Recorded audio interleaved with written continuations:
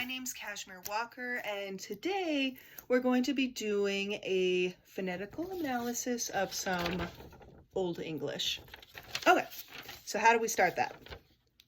So in this particular data set, they say analyze the F and V in Old English. So these here are the phonetic representation of these words here. Basically, this is the spelling and this is the way it actually sounds. So what we want to find out is, does the F sound and does the V sound, do those things, do those have their specific patterns? So how do we go about that?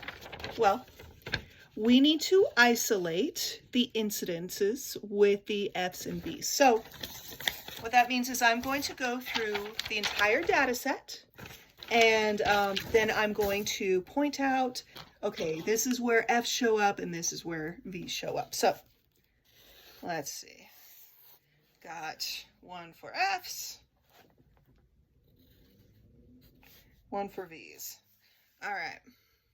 So what I'm going to do is I'm going to start with the F because that was the first one, is fast.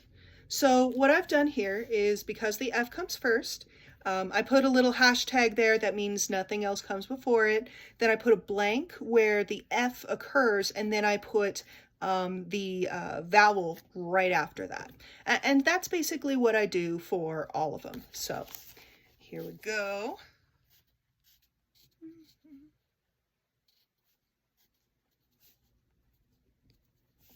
And I do that for the entire data set, and I need to make sure that I get every single one. So for example, there's one that has a double F in it. I need to make sure that I'm getting both instances of that, or it could throw off the data and I could miss something.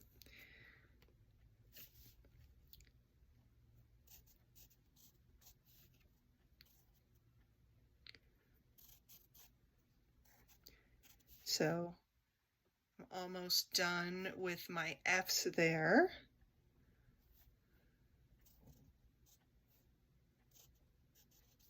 Okay. All right. So this is what I have for my F's. This is where they occur phonetically in this data set. And now I'm going to work on my V's. Luckily, they are not as long, which is very handy. Okay.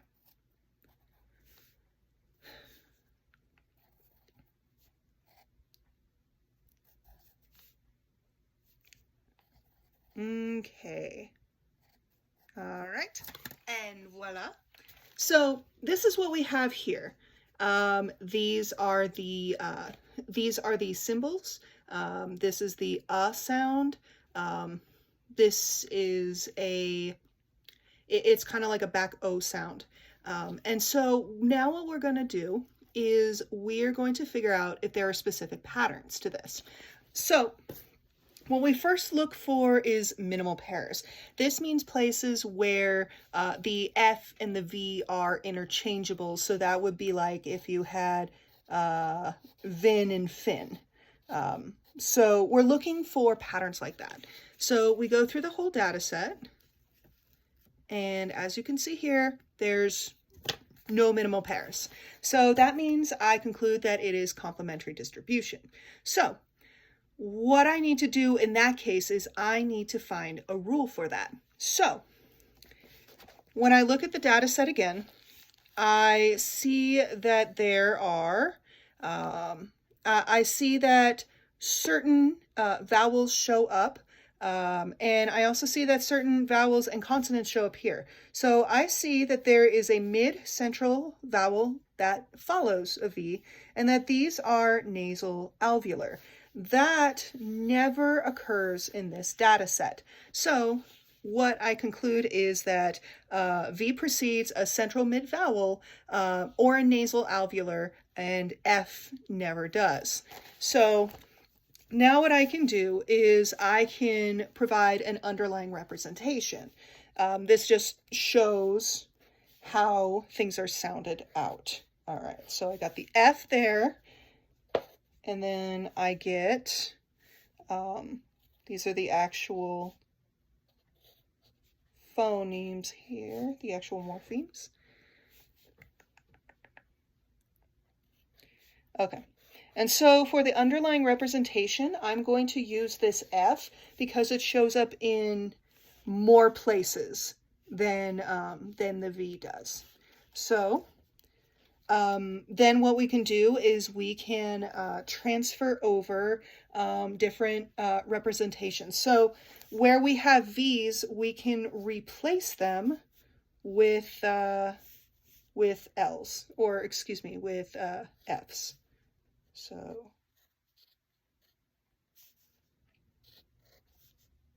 for example, love becomes,